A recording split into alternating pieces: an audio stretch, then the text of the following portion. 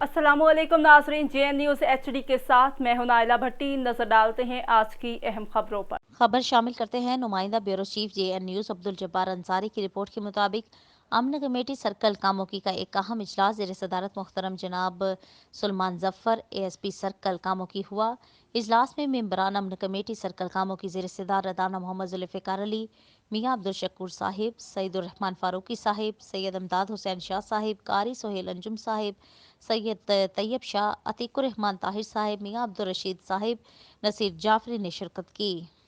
इजलास में अमन ईमान के हवाले से तमाम मेंबरान ने अहद किया पाकिस्तान और शहर के लिए अदारों से मिलकर जद्दोजहद जारी रखेंगे। इजलास के अख्ताम पर मुल्क पाकिस्तान और सिक्योरिटी अदारों और पुलिस के लिए खसूसी दुआ करवाई।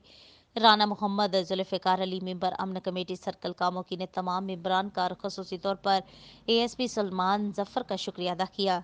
Report Abdul Jabbar Ansari, bureau chief JN news, Gujranwala.